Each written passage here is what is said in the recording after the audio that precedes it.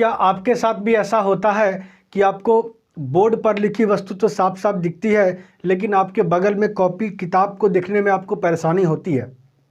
यदि निकट की वस्तु देखने में आपको दिक्कत हो और दूर की वस्तु आपको चकाचक दिखे, तो जान लीजिए आपको हो चुका है दूरदृष्टि दोष। जी हाँ, अभी हम लोग चर्चा करेंगे दूरदृष्टि दोष के बारे में कि दूरदृष्टि दोष आखिर क्या होता है, दूरदृष्टि दोष के क्या क्या कारण होते हैं, दूरदृष्टि दोष के लक्षण क्या क्या हैं, दूरदृष्टि दोष का उपचार हम लोग कैसे करते हैं। तो सबसे पहले हम लोग पढ़ेंगे दूरदृष्टि दोष को इंग्लिश में हाइपरमेट्रोपिया कहते हैं। दूरदृष्टि दोष को हम लोग फार साइटेडनेस भी कहते हैं। तो दूरदृष्टि दोष को क्या कहते हैं? हाइपरमेट्रोपिया। और दूरदृष्टि दोष को कहा जाता है फार साइटेडनेस। दूरदृष्टि दोष के क्या लक्षण हैं? यदि आपको दूर का वस्तु तो एकदम साफ साफ दिखाई दे, दूर का वस्तु आपको साफ साफ दिखाई दे, मान लीजिए आप पढ़ने के लिए क्लास में गए हैं और मास्टर साहब जो बोर्ड पर लिख रहे हैं आपको एकदम चकाचक दिख रहा है, लेकिन बगल में जो कॉपी पर लिखा हुआ है उसको पढ़ने में आपको तकलीफ हो रही है।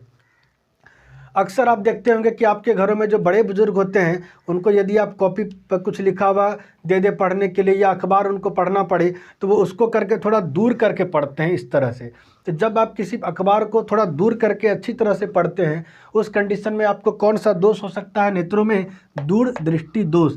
यानी कि आपको दूर का वस्तु एकदम चकाचक दिख रही है, लेकिन नज़दीक के वस्तु को देखने में आपको धुंधला धुंधला दिख रहा है, दिक्कत हो रहा है। ऐसे कंडीशन में आपको कौन सा दोष होगा? दूरदृष्टि दोष।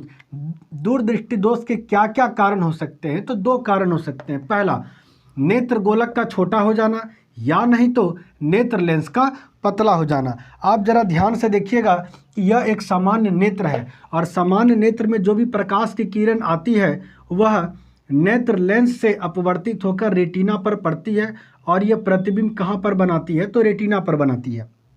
लेकिन जो डिफेक्टेड आई है, जो दूरदृष्टि दोष से ग्रसित आँख है, उसमें जो भी प्रकाश की किरण जाएगी वह चूँकि या तो आई बॉल छोटा हो चुका है या नहीं तो यह लेंस मेरा पतला हो चुका है, तो दोनों ही कारण से रेटिना के बाद में यह प्रतिबिंब बनाती है। तो यह प्रतिबिंब कहाँ बनाएगी? रेटिना के बाद। आप देख रहे हैं कि फोकस दूरी तो बढ़ गया। पहले फोकस दूरी कहाँ पर था? रेटिना पर। अभी फोकस दूरी कहाँ हो गया? रेटिना से भी और आगे हो गया। तो जब फोकस दूरी बढ़ जाए, दूरदृष्टि दोष, आई बॉल छोटा हो जाए, दूरदृष्टि दोष, उत्तल लेंस मेरा पतला हो जाए, दूरदृष्टि दोष। तो दूरदृष्टि दोष के कौन कौन से कारण हो सकते हैं? पहला, नेत्र गोलक का छोटा हो जाना।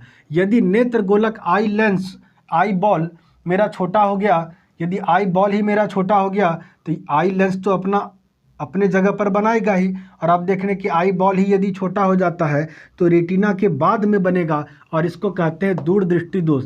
यदि नेत्र लेंस पतला हो जाता है तो नेत्र लेंस यदि मोटा होगा तो फोकस दूरी घटेगा, यदि नेत्र लेंस पतला होगा तो फोकस दूरी बढ़ेगा। यदि नेत्र लेंस पतला हो जाए तो फोकस दूरी बढ़ जाता है और रेटिना के बाहर में प्रतिबिंब बनता है। यानी किसी भी कारण से, चाहे नेत्र गोलक छोटा हो गया, रेटिना के बाहर प्रतिबिंब बना, चाहे आई लेंस मेरा पतला हो गया, रेटिना के बाहर प्रतिबिंब बना, फोकस दूरी बढ़ गया, रेटिना के बाहर प्रतिबिंब बना, यदि प्रतिबिंब रेटिना के बाहर बने तब कहलाता है दूरदृष्टि दोष। और इसके पहले वाले वीडियो में आप देख चुके हैं कि यदि प्रतिबिंब रेटिना के पहले बने तो उसको हम लोग कहते हैं निकट दृष्टि दोष। ज़्यादातर बच्चों में ये कन्फ्यूजन रहता है नाम का कि सर निकट के वस्तु को साफ साफ देख पाते हैं और दूर के वस्तु को साफ साफ नहीं देख पाते हैं, तो दूरदृष्टि दोष बोलना चाहिए ना, क्योंकि दूर में दिक्कत हो रहा है। लेकिन ऐसा नहीं होता है, पढ़ते एकदम उल्टा है। यदि दूर का वस्तु साफ साफ नहीं दिखे तो निकट दृष्टि दोष, और नज़दीक का वस्तु साफ साफ नहीं दिखे दूरदृष्टि दोष। यह नाम आखिर क्यों पड़ा? वह पड़ा रेटिना पर बनने वाले प्रतिबिंब के कारण। यदि रेटिना के निकट, रेटिना के पहले बन गया तो प्रतिबिंब निकट बन गया, पहले ही बन गया, तो निकट दृष्टि दोष। यदि प्रतिबिंब रेटिना से दूर बना तब कहेंगे हम लोग दूरदृष्टि दोष। अब आप समझ चुके हैं। और इसके उपचार के लिए हम लोग कौन से लेंस का उपयोग करेंगे? उत्तल लेंस का उपयोग करेंगे। उत्तल लेंस को कहा जाता है कॉन्वेक्स लेंस। उत्तल लेंस को क्या कहते हैं? कॉन्वेक्स लेंस, या नहीं तो कॉन्वर्जिंग लेंस, या नहीं तो हम लोग कहते हैं कॉन्वर्जिंग लेंस, और या तो अभिसारी लेंस। तो जब प्रकाश की किरणें को अभिसारित करेगी तो कहलाएगा वह उत्तल लेंस। आइए देखते हैं इसके उपचार के लिए हम लोग उत्तल लेंस का किस तरह से उपयोग करेंगे। तो यह है उत्तल लेंस। तो नेत्र के अंदर भी उत्तल लेंस और नेत्र के बाहर जो चश्मा लगा है वह भी आपका उत्तल लेंस। अब इसके देखिएगा कि जो भी प्रकाश की किरण आएगी, उत्तल लेंस का क्या कार्य होता है? तो उत्तल लेंस का कार्य होता है कि इसको अभिसारित कर देना, यानी थोड़ा सा इसको एक दूसरे के करीब ले जाना। इस तरह से थोड़ा सा मुड़ गया, एक दूसरे के करीब आ गया, और यह फिर जो प्रकाश की किरणें इस उत्तल लेंस पर आएगी, नेत्र वाले लेंस पर, तो यह फिर इसको अभिसारित करके रेटिना पर पहुंचा देगी। और इस तरह से मेरा प्रतिबिंब कहाँ पर बन गया? तो रेटिना पर बन गया। और जैसे ही रेटिना पर प्रतिबिंब बनेगा, हम किसी भी वस्तु को साफ साफ देख सकेंगे। तो दूरदृष्टि दोष को हाइपरमेट्रोपिया भी कहते हैं। दूरदृष्टि दोष को फार साइटेडनेस भी कहा जाता है। जब आपको दूर का वस्तु साफ साफ दिखे, चकाचक दिखे, लेकिन नज़दीक का वस्तु आपको धुंधला धुंधला दिखे। दूर तो भैया साफ साफ दिख रहा है लेकिन नज़दीक में नहीं दिख रहा है, तो आपको कौन सी बीमारी हो गई है? दूरदृष्टि दोष हो गई है। इसके कारण दो कारण हो सकते हैं, चाहे नेत्र गोलक ही छोटा हो गया, या नहीं तो आई लेंस जो है, नेत्र लेंस, यही पतला हो गया। दोनों ही कारण से जो फोकस दूरी है वो रेटिना से थोड़ा आगे बढ़ जाता है, जिस कारण से जो प्रतिबिंब रेटिना पर बनना था वह रेटिना के बाहर बनता है। तो जब प्रतिबिंब रेटिना के बाहर बनेगा तो उसको दूरदृष्टि दोष कहेंगे। इसके उपचार के लिए हम लोग उत्तल लेंस का उपयोग करेंगे।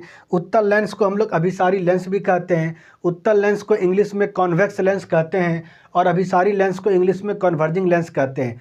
उत्तल लेंस की फोकस दूरी धनात्मक होती है, उत्तल लेंस की शक्ति धनात्मक होती है। तो डॉक्टर साहब जब चश्मा लगाएंगे आपको तो कहेंगे कि +2.0 डायोप्टर का चश्मा है, या +3.0 डायोप्टर का चश्मा है, या जो भी बोलेंगे वो प्लस में बोलेंगे। यदि माइनस में बोलेंगे तो समझ लीजिएगा निकट दृष्टि दोष। यदि चश्मे का पावर प्लस में है तो वो कहेंगे आपको दूर दृष्टि दोष। तो यदि आपको यह वीडियो समझ में आया, मैंने जो पढ़ाया आपको यदि समझ में आ गया, तो आप लाइक कीजिए, शेयर कीजिए, सब्सक्राइब कीजिए और मेरे सब्सक्राइबर की संख्या को बढ़ाइए। हम आपके लिए क्लास 9, 10, 11, 12 सभी के फिजिक्स का वीडियो लाते रहेंगे, और कमेंट भी ज़रूर कीजिएगा। तो आप अपना पूरा ध्यान पढ़ाई में लगा